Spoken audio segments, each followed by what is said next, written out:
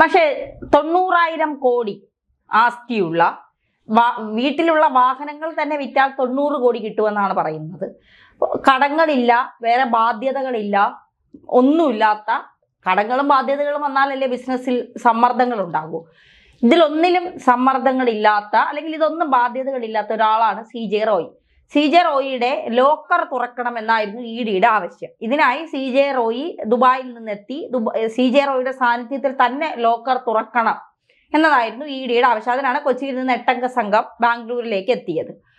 പക്ഷേ ലോക്കർ തുറക്കാൻ തയ്യാറല്ല എന്നുള്ള CJ റോയിയുടെ കട്ടായം. അവിടെ ED തുറന്നേ പറ്റൂ എന്ന നിർബന്ധം പിടിച്ചപ്പോഴാണ് CJ റോയി ഇങ്ങനെ ചെയ്തത് എന്നൊക്കെയുള്ള ചില കാര്യങ്ങൾ പുറത്തു വരുന്നുണ്ട്. എത്രത്തോളം സ്ഥിരീകരിക്കാൻ പറ്റുമെന്ന് നമുക്കറിയില്ല.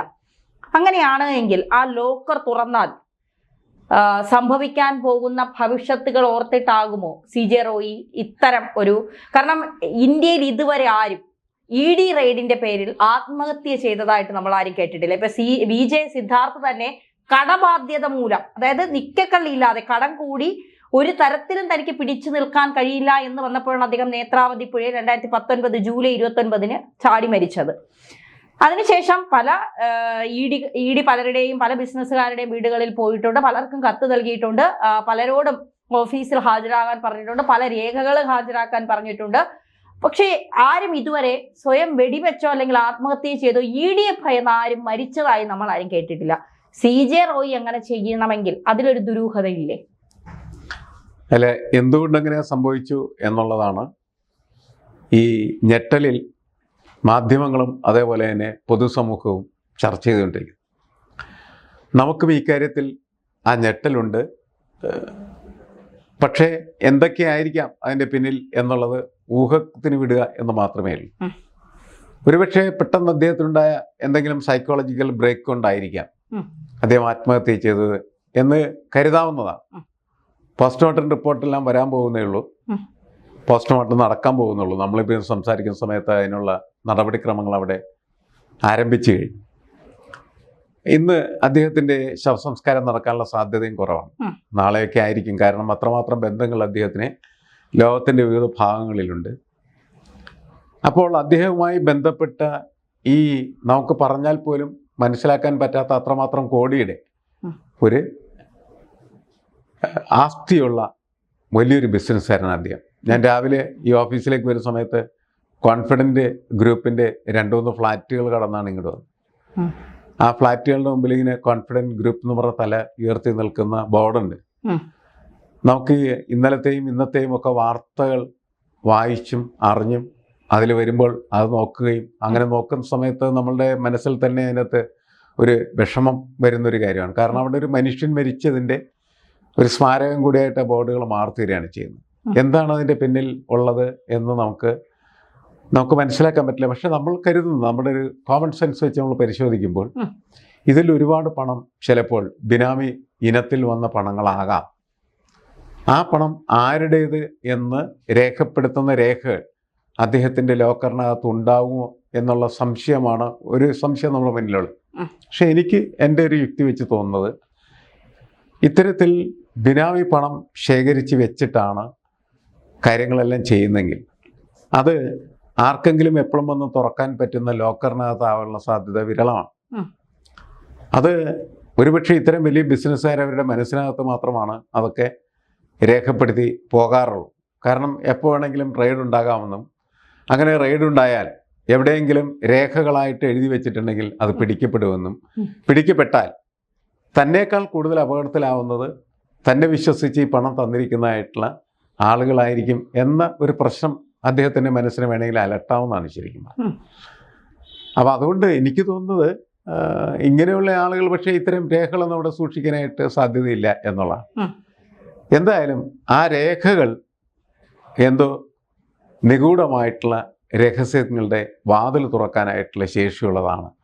അത് വലിയ പ്രത്യാഘാതങ്ങൾ സൃഷ്ടിക്കാനായിട്ടുള്ള സാധ്യതയുള്ളതാണ് എന്നേ നമുക്ക് മനസ്സിലാക്കാൻ പറ്റുകയുള്ളൂ. അതുകൊണ്ടായിരിക്കണം അദ്ദേഹം പെട്ടെന്ന് ഈ ഇൻകം ടാക്സ് ഉദ്യോഗസ്ഥരുടെ, ED ഉദ്യോഗസ്ഥരുടെ നിർബന്ധം അദ്ദേഹത്തെ ചോദ്യം ചെയ്തു.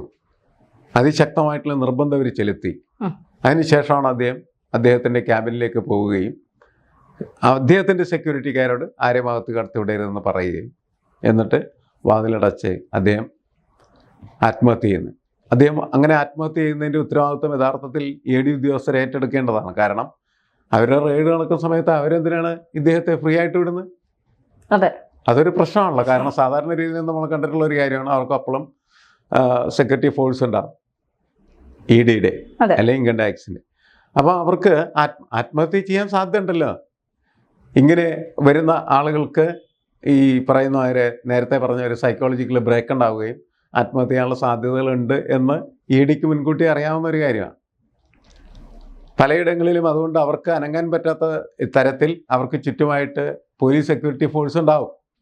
ഇവിടെ എന്തുകൊണ്ട് അദ്ദേഹത്തെ സ്വതന്ത്രമായത് അദ്ദേഹത്തിൻ്റെ ക്യാമ്പിലേക്ക് പോകാൻ അനുവദിച്ചു എന്നുള്ളതും നമുക്ക് മനസ്സിലാക്കാൻ പറ്റാത്തൊരു കാര്യമാണ്. എന്തായാലും കടങ്ങളില്ലാത്തത് കൊണ്ട് ഇപ്പോൾ നേത്രാവതിയിലെ അതിൻ്റെ ആഴം അളക്കാനായിട്ട് അല്ലേ കഫേ കോഫിയുടെ അദ്ദേഹം പോയതൊക്കെ അന്നും ഇതുപോലെ നമുക്ക് ഞെട്ടലുണ്ടാക്കിയവരാണ്. പക്ഷെ അതിനൊരു കാരണം ഉണ്ടായിരുന്നുള്ളൂ, അത് കടമാണ്. പക്ഷെ ആ കടമൊക്കെ അദ്ദേഹം നിന്നാൽ അദ്ദേഹത്തിന് തന്നെ അദ്ദേഹത്തിന്റെ ആസ്തി വിറ്റ് തീർക്കാവുന്നേ ഉണ്ടായിരുന്നുള്ളൂ.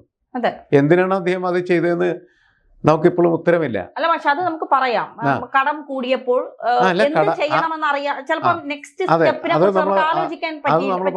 ഈ സൈക്കോളജിക്കൽ ബ്രേക്ക് കൊണ്ട് തന്നെ സംഭവിച്ച പ്രശ്നമായിരിക്കും. പക്ഷെ ഇവിടെ CJ റോയി നമ്മുടെ ജോർജ് മുത്തൂറ്റിന്റെ കാര്യം, അയാളുടെ ഒരു വലിയ കെട്ടിടത്തിന് മുകളിൽ നിന്ന് ഡൽഹിയിൽ അയാളുടെ ചാടി മരിച്ചതാണ്. അവിടെയും ED പ്രശ്നമല്ലായിരുന്നു. ED റെയ്ഡിന്റെ പിന്നാലെയാണ് അദ്ദേഹം മരിച്ചത്. അവിടെ ED പ്രശ്നമല്ലായിരുന്നു. കാരണം അന്ന് കെജ്രിവാളാണ് ഡൽഹി ഭരിച്ചിരുന്നത്. അതുകൊണ്ട് EDക്ക് ഇപ്പൊ മോദി ആയിരുന്നില്ലല്ലോ, കെജ്രിവാളായിരുന്നു. ഇപ്പൊ BJP ആണ് തലസ്ഥാനം ഭരിക്കുന്നത്. ഇന്നായിരുന്നുവെങ്കിൽ അതും BJPയുടെ തലയിൽ വെച്ചേനെ. അതവിടെ നിൽക്കട്ടെ. പക്ഷേ ഈ ലാസ്റ്റ് സമയത്ത് അവസാന ഇന്റർവ്യൂ ആണെന്ന് തോന്നുന്നു CJ റോയിയുടെ, അദ്ദേഹം നൽകിയതിൽ പറയുന്നത്, ഞാൻ എല്ലാ ദിവസവും രാത്രി 12 മണിയായിട്ടേ ഞാൻ ഉറങ്ങാറുള്ളൂ. അതിന്റെ കാരണമായി അദ്ദേഹം പറയുന്നത്, എനിക്ക് അടുത്ത ദിവസവും കൂടെ കണ്ടതിന് ശേഷം വേണം മരിക്കുന്നതെങ്കിൽ പോലും അടുത്ത ദിവസം കാണണം. അതുകൊണ്ട് ഞാൻ 12 മണി കണ്ട് അതിനുശേഷമേ ഞാൻ ഉറങ്ങൂ. ഇനി ഫ്ലൈറ്റിൽ ഞാൻ പോകുന്ന വഴിക്ക് ക്യാപ്റ്റൻ പറയുകയാണ്, ഈ ഫ്ലൈറ്റ് ഇപ്പോൾ അപകടത്തിൽപ്പെടും, ഞാൻ നൃത്തം ചെയ്തുകൊണ്ട് മരിക്കാൻ എനിക്ക് ഒരു ഭയവുമില്ല, എനിക്ക് പേടിയില്ല മരിക്കാൻ. ഞാൻ എല്ലാം അപ്സ് ആൻഡ് ഡൗൺസ് കണ്ട ഒരാളാണ്. എൻ്റെ ലൈഫിൽ എല്ലാം കഴിഞ്ഞു. ഇനി എനിക്ക് ജീവിക്കണം എന്നതിനെ, മരിക്കുന്നതിനെ കുറിച്ചും, ജീവിക്കുന്ന ഏതുവരെ അതുവരെ ജീവിക്കാം, മരിക്കുന്നതിനെ കുറിച്ച് എനിക്ക് വലിയ ഭയമില്ല എന്നാണ് പറയുന്നത്. അപ്പോൾ മരണത്തെ വലിയ ഭയപ്പെടാത്ത ഒരാളാണ് അദ്ദേഹം. അപ്പോൾ ഈ ആത്മഹത്യ ചെയ്തതിന് പിന്നിലെ കാരണം നമുക്കറിയില്ല. അദ്ദേഹത്തിന് മരണത്തെ വലിയ ഭയവും ഇല്ല. ഇന്നലെ അദ്ദേഹത്തിന്റെ സഹോദരൻ പറഞ്ഞത്, ഈ ഇതുമായി ബന്ധപ്പെട്ട് ED ആണ് ഇതിന്റെ EDയുടെ ചില ഉദ്യോഗസ്ഥരാണ് പ്രശ്നക്കാർ, അവർക്കെതിരെ നീങ്ങും, ചില കാര്യങ്ങൾ ഉണ്ട്, സഹോദരൻ വിളിച്ചിരുന്നു, രാത്രി 7 മണിക്ക് കാണാം എന്നൊക്കെ പറഞ്ഞു. പക്ഷെ ഇന്ന് അദ്ദേഹം ചാനലുകളോട് പറയുന്നത്, ED ഉദ്യോഗസ്ഥർക്കെതിരെ പരാതി നൽകുമോ എന്ന് ചോദിച്ചപ്പോൾ അതൊക്കെ കുടുംബവുമായി ആലോചിക്കണം. ഇന്നലെ രാത്രി പറഞ്ഞതിന്റെ നേർ വിപരീതമാണ് ഇന്ന് പറയുന്നത്. അതിന്റെ ഒക്കെ ഈ ചങ്ങലകൾ നമ്മളെല്ലാം കൂടി ഒന്ന് ബന്ധിക്കുമ്പോൾ എന്തൊക്കെയോ എവിടെയൊക്കെയോ ചീഞ്ഞു മാറുന്നില്ലേ മാഷേ? ഒരാളുടെ മരണത്തിൽ നമുക്ക് സങ്കടമുണ്ട്, അദ്ദേഹം മരിച്ചതിന്റെ കൃത്യമായ കാരണം പുറത്തു വരണം. ഈ മാഷ് ചോദിച്ച ഒരു വലിയ ചോദ്യമാണ്, ED ഉദ്യോഗസ്ഥർ ഇത്രത്തോളം മാനസിക സമ്മർദ്ദത്തിൽ നിൽക്കുന്ന ഒരാളിനെ എന്തിനാണ് ഒറ്റയ്ക്ക് വിട്ടത്? ഇതൊക്കെ പ്രധാനപ്പെട്ട ചോദ്യമായി നിൽക്കുമ്പോഴും ഇതിന്റെ പിന്നിൽ നമ്മൾ അറിയാത്ത എന്തൊക്കെയോ ചീഞ്ഞു നാറുന്നില്ലേ? അല്ല, ഇത് തീർച്ചയായിട്ടും ദുരൂഹത എന്നത് വളരെ പ്രധാനപ്പെട്ടതാണ്. അതുകൊണ്ട് തന്നെ അതറിയാനായിട്ടുള്ള ആകാംക്ഷയും ആളുകളുടെ കൂടുതലാണ്. എന്തുകൊണ്ട് എന്ന് പറയുന്ന ചോദ്യം, എന്തിനിത് ചെയ്ത്, അതെല്ലാവരും ചോദിക്കുന്ന ഒരു ചോദ്യമാണ്, നമ്മളും ചോദിക്കും. ഇപ്പം നമുക്ക് വ്യക്തിപരമായിട്ടൊന്നും അദ്ദേഹമായിട്ട് ബന്ധമില്ല.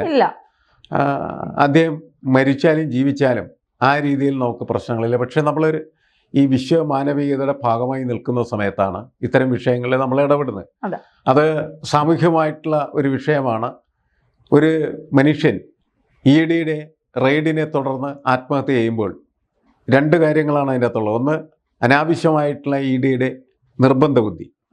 2, EDയിൽ നിന്ന് മറച്ചു വെക്കാനായിട്ടുള്ള വലിയ രഹസ്യപ്പൊതി ഈ ആത്മഹത്യ ചെയ്ത മനുഷ്യൻ്റെ കയ്യിലുണ്ടാകാം എന്നുള്ളത്.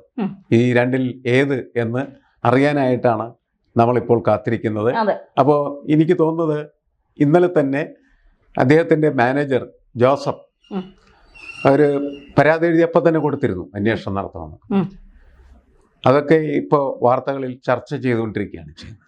അത് പെടുന്നതിനും അദ്ദേഹം ചെയ്ത ഒരു കാര്യമാണ്, ആരുമായിട്ട് ആലോചിച്ചിട്ട് ചെയ്ത കാര്യങ്ങളല്ല.